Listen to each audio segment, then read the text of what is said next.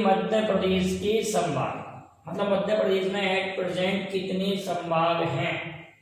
और जिले तो आपको मालूम है कि कितने जिले हैं इस समय, 52 जिले हैं। और जिलों की बनने की पोजीशन भी आपको मालूम थी कि सबसे पहले जब मध्य प्रदेश का गठन हुआ था उस समय 43 जिले थे। ये कंडीशन हम पढ़ चुके हैं, पिछला जिले वाला वीडियो जरूर देख लेंगे। जब मध्य प्रदेश का गठन हुआ था उस समय 43 जिले थे। फिर 2 जिले 1972 में भोपाल और राजनांदगांव बने, 2 जिले बने, तो जिले हो गए 45। फिर 1998 में 16 जिले बने, तो जिले हो गए 61। 1998 1998 में ऐसा समय था जब 1998 से लेकर 1 नवंबर 2000 तक मध्य प्रदेश में सर्वाधिक जिले थे। तो एक क्वेश्चन आपसे पूछा गया था कि मध्य प्रदेश में सर्वाधिक जिले किस मुख्यमंत्री के शासनकाल में थे। आपका आंसर होगा दिग्विजय सिंह के शासनकाल। मुख्यमंत्री दिग्विजय सिंह जी के शासनकाल में सर्वाधिक जिले 61 जिले। अब कंडीशन आपको ये मालूम है कि जब 1 नवंबर 2000 का समय आता है इससे छत्तीसगढ़ अलग हो जाता है, और छत्तीसगढ़ अलग होने पर 16 जिले छत्तीसगढ़ में चले गए, तो मध्य प्रदेश में फिर 45 जिले रह गए। जरूरी नहीं है कि ये वाले जो 16 इंक्लूड हो गए हो, टोटल जो छत्तीसगढ़ क्षेत्र में आ रहे थे वो 16 जिले छत्तीसगढ़ में चले गए, तो कितने रह गए 45 जिले। तो कई प्रकार के यहाँ से क्वेश्चन बनते हैं कि जब मध्य प्रदेश का गठन 1 नवंबर 1956 हुआ था तो कितने जिले थे 43, और 1972 में कितने जिले बने तो 2, 1998 में कितने जिले बने 16, छत्तीसगढ़ में कितने जिले चले गए 16, तो मध्य प्रदेश के पास कितने जिले रह गए 45। फिर 2003 की बात आती है, 2003 में 3 जिले बनते हैं, तो मध्य प्रदेश में 48 जिले हो गए। अब बात आती है कि 2008 की, 2008 में 2 जिले बनते हैं, 2008 में 2 जिले। फिर इसके बाद में तो जिले हो गए 50। फिर 2013 में 1 जिला बनता है, तो 51 जिले हो गए। फिर 2018 में एक और नया जिला बनता है। तो इस तरह से मध्य प्रदेश में एट प्रेजेंट जिलों की संख्या 52 है। इन 52 जिलों को इन 8 संभागों में बांटा गया है। तो 8 नहीं 10 संभाग में, 8 नहीं बेटा 10 संभाग में बांटा गया है। अभी एक संभाग और प्रस्तावित है, तो 11 संभाग हो जाएंगे जब बन जाएगा। तो 3 जिले भी प्रस्तावित हैं, तो जिले 3 और जुड़ जाएंगे तो 55 हो जाएंगे। तो अभी एट प्रेजेंट की हम बात करते हैं कि जबलपुर संभाग जिलों की दृष्टि से भी सबसे बड़ा संभाग है, और इंदौर संभाग भी जिलों की दृष्टि से सबसे बड़ा संभाग है। इंदौर और जबलपुर 2 संभाग ऐसे हैं जिनमें 8 और 8 जिले हैं। इंदौर और जबलपुर में उज्जैन संभाग में 7 जिले हैं, सागर संभाग में 6 जिले हैं, भोपाल में 5 हैं, ग्वालियर में भी 5 हैं। भोपाल ग्वालियर सेम 5-5 ऐसे याद कर लेंगे, इनमें 5-5, उज्जैन में 7 और सागर में 6। क्लियर बेटा। और इन दोनों में फिर बराबर जबलपुर और इंदौर में 8-8 जिले। और इधर रीवा में कितना है, रीवा में 4, और चंबल, नर्मदापुरम, शहडोल, ये 3 संभाग ऐसे हैं जिनमें 3-3 जिले हैं। हालांकि पिछले वीडियो में भी मैं आप लोगों से ये चर्चा कर चुका हूं, लेकिन उसमें प्रत्येक संभाग की जिले की चर्चा नहीं की थी कि किस संभाग में कौन सा जिला है, क्योंकि कॉम्पिटिशन में ऐसे भी क्वेश्चन आता है जैसे आपके लिए आ गया कि निम्न में से कौन सा जिला रीवा संभाग का जिला नहीं है। रीवा संभाग का जिला नहीं, उसमें आ गया सतना, सीधी, सिंगरौली और शहडोल। तो शहडोल संभाग में शहडोल जिला तो आपको मालूम ही होगा। तो इस प्रकार से आपको इनको याद करना है, चाहे आप कैसी ट्रिक से इनको याद करें। तो मैं एक बार इनको बोलता चलता हूँ, आप एमपी का मैप लेके जरूर बैठिएगा। जब आप इसको पढ़ रहे हैं तो एमपी का मैप लीजिए। तो हम यहाँ देख रहे हैं कि जबलपुर संभाग। हाँ, एक बात और करते बेटा कि कर्क रेखा जो है ना, कर्क रेखा 14 जिलों से गुजरती है एट प्रेजेंट। कितने जिलों से? 14 जिलों से। और मध्य प्रदेश के 18 जिले, मैं पिछले वीडियो में ये बता चुका हूँ, 18 जिले ऐसे हैं जो आंतरिक जिले हैं। आंतरिक जिले हैं। तो एक क्वेश्चन का आप आंसर कमेंट करेंगे कि मध्य प्रदेश की सर्वाधिक सीमा किस राज्य से लगती है और मध्य प्रदेश की सबसे कम सीमा किस राज्य से लगती है। जैसे कि आप सभी लोग जानते हैं कि भारत की सबसे अधिक सीमा बांग्लादेश से लगती है। भारत की बात कर रहे हैं तो भारत की सबसे लंबी सीमा बांग्लादेश से और सबसे कम सीमा अफगानिस्तान से लगती है। उसी तरह से मैं आपसे पूछ रहा हूं कि मध्य प्रदेश की जो सीमा है वो किस राज्य से सर्वाधिक लगती है और किस राज्य से सबसे कम लगती है। इसको आप जरूर से जरूर कमेंट कीजिएगा और इस वीडियो को कंप्लीट रूप से देखिए, काफी आपको बेनिफिट मिलेगा। तो यहाँ बात करते हैं जबलपुर संभाग में 8 जिले। जबलपुर, एक तो जबलपुर हो गया। आप कहेंगे हम जबलपुर संभाग में गए, याद करने की ट्रिक बना, देखिए जबलपुर में गए और आपने भेड़ाघाट के दर्शन किए। भेड़ाघाट नर्मदा नदी के तट पर है। जबलपुर को महाकौशल भी कहते थे। त्रिपुरी भी जबलपुर का नाम है और कांग्रेस का 1939 में जो मध्य प्रदेश में पहला अधिवेशन हुआ वो त्रिपुरी जबलपुर में ही हुआ था। अध्यक्ष के लिए चुनाव पट्टाभी सीतारामैया और सुभाष चंद्र बोस के मध्य हुआ था। पट्टाभी सीतारामैया और सुभाष चंद्र बोस के मध्य चुनाव हुआ था अध्यक्ष के लिए। क्लियर है बेटा। और इसके बाद बात आती है पट्टाभी सीतारामैया मध्य प्रदेश के प्रथम राज्यपाल भी होते हैं। पट्टाभी सीतारामैया ने कांग्रेस का इतिहास पुस्तक भी लिखी है। तो जबलपुर क्लियर है बेटा। जबलपुर, मदन महल जबलपुर में। मैं एक जिले को पढ़ाऊंगा आपको डिटेल में। अब बात आती है कटनी। तो कटनी किसके लिए प्रसिद्ध है? रेलवे जंक्शन के लिए। कटनी भी 1998 में बना था, रेलवे जंक्शन के लिए प्रसिद्ध है। झीन झरी प्राग ऐतिहासिक स्थल कटनी में स्थित है। आप देखते चलिए, मैं जो बोलता चल रहा हूं। कटनी में झीन झरी प्राग ऐतिहासिक स्थल स्थित है। झीन झरी प्राग ऐतिहासिक स्थल स्थित है कटनी में।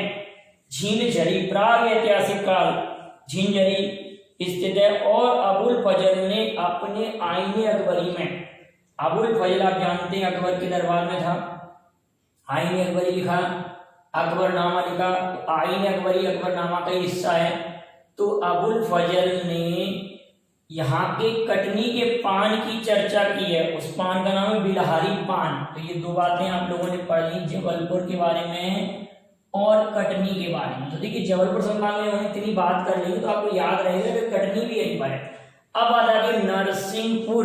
नरसिंहपुर में आप सभी लोग जानते हैं नरसिंहपुर का नाम नरसिंहपुर क्यों पड़ा था। तो इसके पीछे रीजन है कि यहाँ के एक राजा थे, उन्होंने नरसिंह भगवान का मंदिर बनवाया, इसी कारण नरसिंहपुर का नाम नरसिंहपुर पड़ा। और ये गड़रिया खेड़ा में भी एक मंदिर बनवाया गया है। और भगवान रजनीश जिनको हम ओशो कहते हैं, भगवान रजनीश जिनको हम ओशो कहते हैं, उनका भी निवास स्थान, उनका भी जन्मस्थली नरसिंहपुर थी। तो नरसिंहपुर याद हो जाएगा। अब बात आती है छिंदवाड़ा। तो छिंदवाड़ा सबसे बड़ा जिला है। छिंदवाड़ा के पातालकोट में भारिया जनजाति निवास करती है। छिंदवाड़ा के पातालकोट में। और मध्य प्रदेश के जो मुख्यमंत्री रह चुके हैं कमलनाथ, वो वहां से सांसद रहे। किस क्षेत्र से सांसद रहे? तो छिंदवाड़ा से। इतनी बात क्लियर है। सिवनी की अगर बात करते हैं तो सिवनी को मध्य प्रदेश का लखनऊ कहते हैं। सिवनी को मध्य प्रदेश का लखनऊ कहते हैं। इतनी बात याद रखना। स्योना वृक्ष के कारण इसका नाम सिवनी पड़ा। और अगली इंपोर्टेंट बात है कि सिवनी में जो आकार है वो समुद्री घोड़े के आकार है। सिवनी का जो एरिया है, क्षेत्रफल है, उस समुद्री घोड़े के आकार है। अब मंडला की बात आती है। मंडला के लिए तो मंडला में आप सभी लोग जानते हैं कान्हा किसली और फॉसिल राष्ट्रीय उद्यान। कान्हा किसली और फॉसिल राष्ट्रीय उद्यान स्थित है। कान्हा किसली और फॉसिल राष्ट्रीय उद्यान दोनों, कान्हा प्लस फॉसिल। और कान्हा किसली राष्ट्रीय उद्यान मध्य प्रदेश का पहला राष्ट्रीय उद्यान है। पहला राष्ट्रीय उद्यान मध्य प्रदेश का मंडला जिले में ही है। क्लियर बेटा, इतना बात याद रखिए। बालाघाट, बालाघाट में मैग्नीज की खानें हैं। बालाघाट में तांबे की खानें हैं। और बालाघाट खनिज संपदा की दृष्टि से संपन्न जिला है। मलज खंड जो कि तांबे के लिए प्रसिद्ध है, वो बालाघाट में ही स्थित है। अब बात आती है डिडोरी। डिडोरी में आप ध्यान रखेंगे ये भी 1998 में बना था और डिडोरी से कोई राष्ट्रीय राजमार्ग नहीं गुजरता और सरई पिपरिया क्षेत्र इस जिले में प्रसिद्ध है, सरई पिपरिया। तो बेटा हम इतनी अगर हर जिले पर बात करेंगे तो वीडियो काफी लेंथी हो जाएगा, थोड़ी थोड़ी एक आध जिले के बारे में बताता चलूंगा। हालांकि मैं सभी जिलों को एक एक जिले को आगे से वीडियो में मैं आपको कंटिन्यू पढ़ाता जाऊंगा तो आपको मध्य प्रदेश के जिलों के बारे में काफी जानकारी हो जाएगी और मैप के माध्यम से पढ़ाता चलूंगा। आप एक खाली मैप लेके भी बैठिएगा, जब मैं जैसे जबलपुर को पढ़ाऊंगा तो खाली मैप में आप जबलपुर जिले की सारी बातें भरेंगे, मतलब आप 52 छोटे छोटे मैप आप रख लेंगे खाली मैप, तो आपको तैयारी हो जाएगी जिले के बारे में। अब बात आ रही इंदौर संभाग। इंदौर संभाग में 8 जिले, इंदौर IIT और IIM इंदौर में स्थित है, क्लियर है। इंदौर के महू में BR अम्बेडकर की जन्मस्थली। धार जिला, धार आप सभी लोग जानते हैं मध्य प्रदेश का इंदौर संभाग का एक जिला है धार। झाबुआ से अलीराजपुर अलग हुआ है। एस्बेस्टस खनिज झाबुआ में और अलीराजपुर जिले में चंद्रशेखर आजाद की जन्मस्थली। खंडवा और खरगोन इनको निमाड़ कहते हैं, ये पूर्वी निमाड़ है और ये पश्चिमी निमाड़ है। ये बुरहानपुर भी इन्हीं से अलग हुआ है, आप लोगों को मालूम है बुरहानपुर बाद में बना था। और सबसे दक्षिणी जिला है मध्य प्रदेश का बुरहानपुर, क्लियर बेटा। और ये बड़वानी में क्या है, मध्य प्रदेश को कटक कहते हैं, मध्य प्रदेश का कटक। MP का कटक किसे कहा जाता है, बड़वानी को मध्य प्रदेश का कटक आप सभी लोग जानते हैं कि राष्ट्रीय चावल अनुसंधान संस्था कहाँ पर है, कटक में। तो मध्य प्रदेश का चावल अनुसंधान कहाँ पर संस्था है, बड़वानी में, तो बड़वानी को मध्य प्रदेश का कटक कहते हैं। सिवनी को मध्य प्रदेश का लखनऊ कहते हैं। उज्जैन में 7 जिले हैं। उज्जैन क्षिप्रा नदी के तट पर है, कुंभ का मेला लगता है। इसके बाद में आगे देवास, नीमच, शाजापुर, आगरमालवा आप लोगों को मालूम है 2013 में बना था। रतलाम, मंदसौर आप याद रखेंगे। उज्जैन संभाग में देवास, नीमच, शाजापुर, आगरमालवा, रतलाम, मंदसौर ये पूछा गया था जब ये जिला बना था। इसके बाद में सागर जिले में सागर, दमोह, पन्ना, छतरपुर सभी लोग जानते हैं, छतरपुर में खजुराहो के मंदिर छतरपुर में, खजुराहो के मंदिर छतरपुर जिले में। और ये चंदेल वंश के राजाओं ने बनवाए थे। इसके बाद टीकमगढ़ और निवाड़ी, खजुराहो के मंदिर छतरपुर में है। और टीकमगढ़ के अंतर्गत आता था निवाड़ी।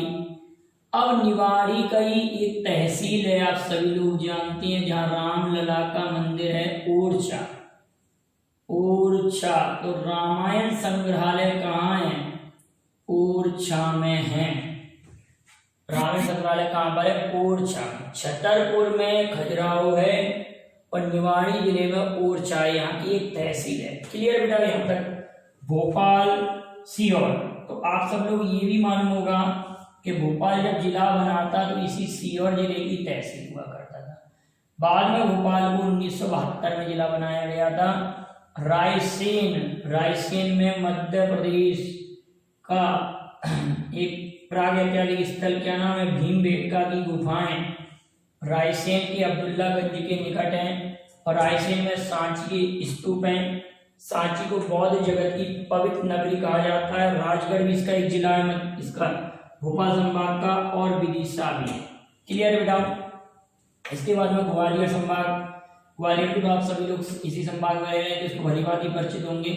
ग्वालियर, शिवपुरी, गुना, अशोकनगर, दतिया, और गुना से ही अशोकनगर अलग हुआ था। ग्वालियर, शिवपुरी, गुना, अशोकनगर, दतिया, ये तो याद हो जाएगा, दतिया ग्वालियर संभाग का जिला है।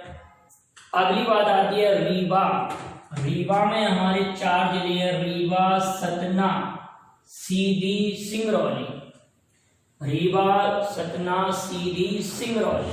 ठीक है, मैहर जिला नहीं है। क्वेश्चन ऐसे भी बन सकता है कि निम्न में से वर्तमान में मध्य प्रदेश का कौन सा जिला नहीं है? मैहर नहीं है, अभी नालंदा भी नहीं है। इनकी संभावना है कि जिले बन सकते हैं। प्रस्तावित जिलों की सूची में इनका नाम है तो रीवा, सतना, सीधी, सिंगरौली। अब चंबल संभाग की बात आती है तो चंबल संभाग में भिंड, मुरैना, सोपुर इन क्षेत्रों से चंबल नदी बहती है। चंबल नदी महू के निकट जनापाव नामक स्थान से निकलती है और इन जिलों में बहती है। और सबसे अधिक भीड़ या मृदा अपरदन के लिए चंबल नदी प्रसिद्ध है। क्वेश्चन आता है कि मृदा अपरदन में नंबर 1 नदी कौन सी है? चंबल। और चंबल काफी भीड़ बनाती है। भीड़ आपको पढ़ाएंगे कि कैसे मृदा अपरदन ये करती है। शिला अपरदन कौन सा अपरदन इसका है? चंबल पर क्वेश्चन आता है। महू के निकट जनापाव नामक स्थान से निकलती है। भिंड, मुरैना, सोपुर, जिसमें आप जानते हैं कि मुरैना सबसे उत्तरी जिला है मध्य प्रदेश का। मुरैना, क्लियर बेटा? अभी मैंने सभी जिलों के बारे में ज्यादा इसलिए नहीं बोला कि वीडियो काफी लेंथी हो जाएगा।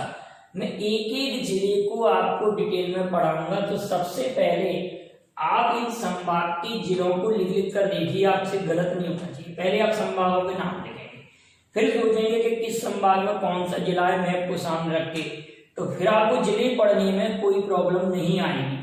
इसके बाद आता है नर्मदापुरम।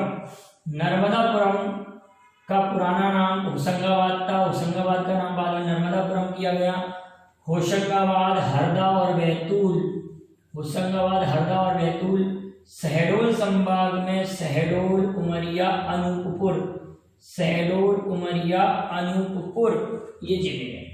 इस प्रकार से आप इन जिलों के संभागों की लिस्ट बना लेंगे। जो भी मैंने इंपॉर्टेंट बातें कही हैं आप उनको नोट कर लेंगे। वीडियो पसंद आया लाइक शेयर करेंगे। Thank you very much. जय हिंद, जय भारत। और आप इसका स्क्रीनशॉट ले लें।